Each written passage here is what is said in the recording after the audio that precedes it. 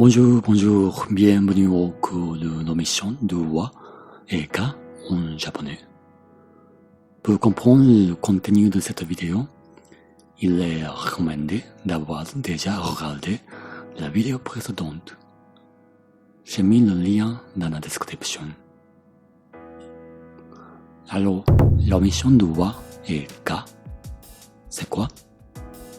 Donc, pour les deux conditions suivantes, on chute souvent la particule japonaise wa et ga.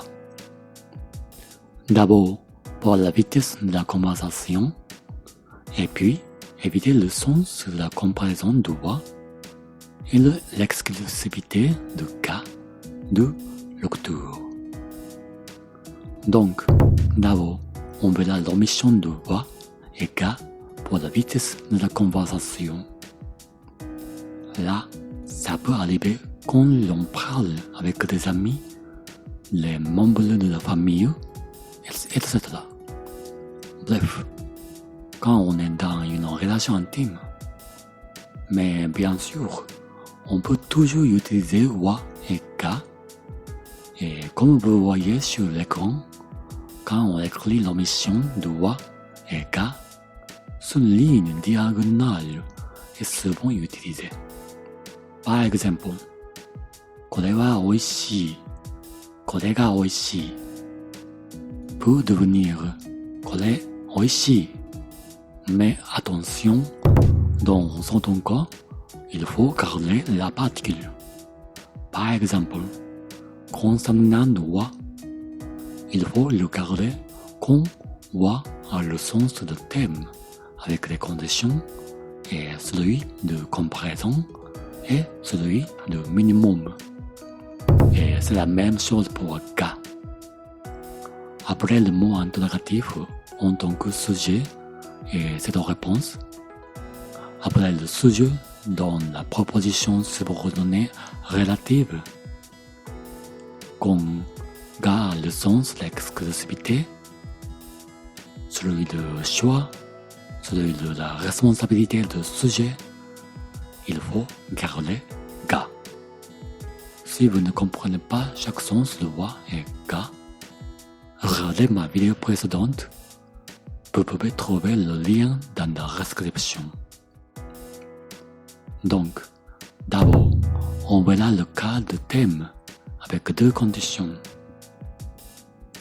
Alors, qu'est-ce que c'est ga de thème de la réaction et la troisième personne? Écoutez la conversation suivante. Mike-san, doko? Mike-san wa toire. Les deux personnes, A et B, parlent de Mike. Et personne B utilise wa. Ce wa est pris parmi les éléments de la phrase de personne A comme thème. Donc là, c'est le thème de réaction. Et le mot Mike, c'est la troisième personne. Et donc, pour ces deux conditions, il faut garder wa. Mais qu'est-ce qui se passe si l'on ajoute quand même wa? D'abord, il peut devenir deux phrases. Attention à l'intonation. Mike-san, toire. Donc, il y a une phrase interrogative pour la réaction à la question de personne A et une autre phrase avec l'omission de sujet et wa. Et une autre interprétation est Mike-san, toire. ちょっと言ってくる. Donc, à condition que personne A parle à Mike, Mike-san de cette phrase, Mike-san, toire, devient l'appel. Donc, personne A appelle Mike pour commencer la conversation. Et la deuxième attention, il faut garder wa de comparaison. Donc, par exemple, la phrase comme チョコレートは好きです。キャンディーは嫌いです。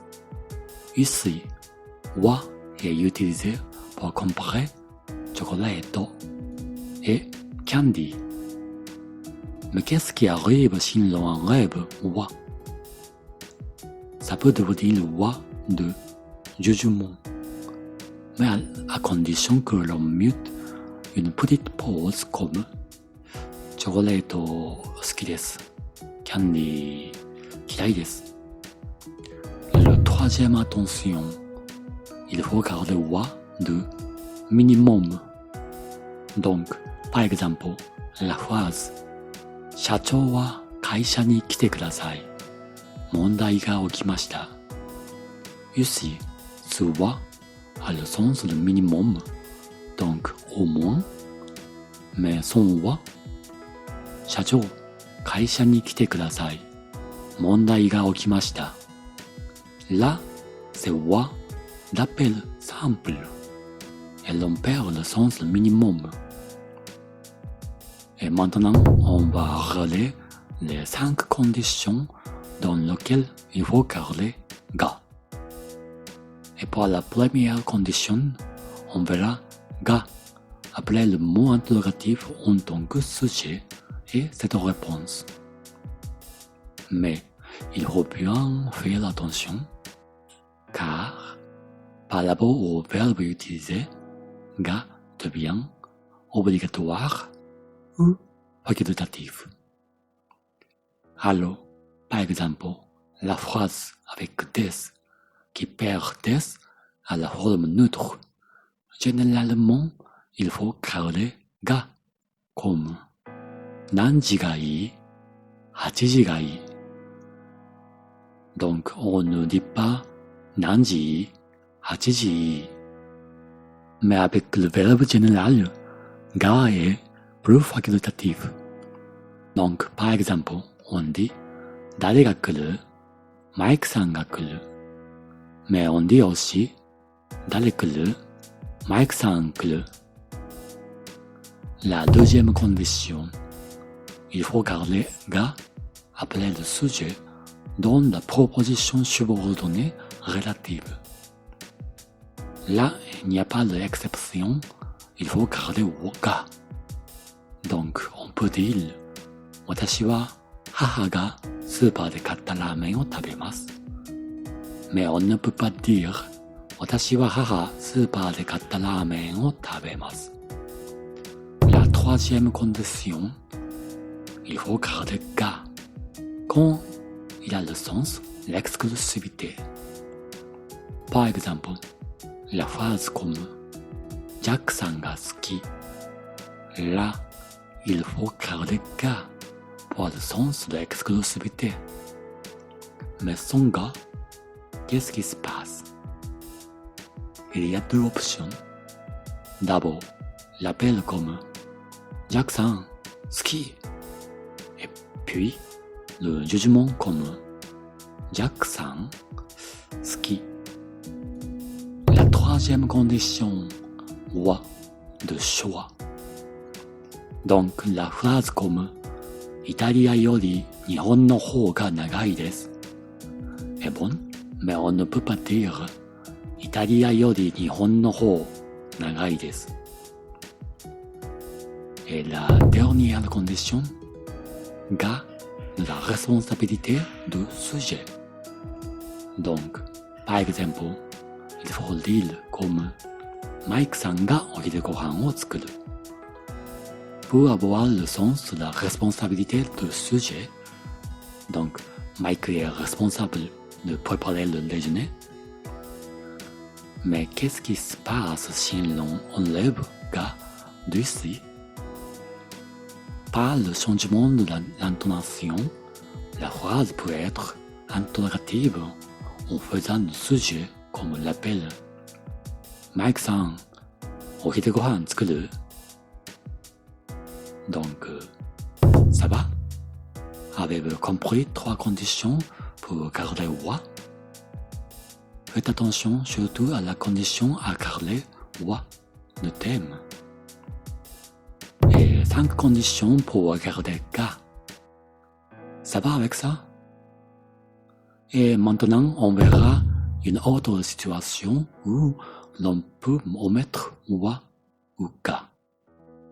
Donc, comme vous voyez sur l'écran, on nomme wa et ka pour éviter le sens de la comparaison de wa ou de l'exclusivité de ka concernant nos lectures.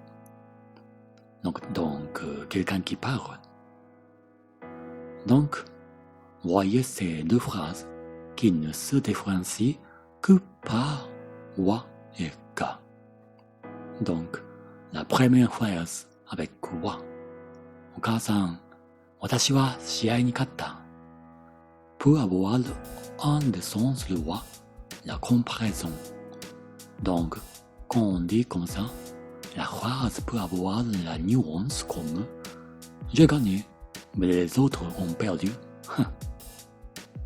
Et la deuxième phrase avec ga. お母さん、私が試合に勝った。Pour avoir un des sens le ga, l'exclusivité. Donc, quand on dit comme ça, la phrase peut avoir la nuance comme c'est moi qui ai gagné, pas l'autre. Et on n'aime pas la nuance comme ça. Donc, par l'omission de wa ou ga, on peut éviter la nuance.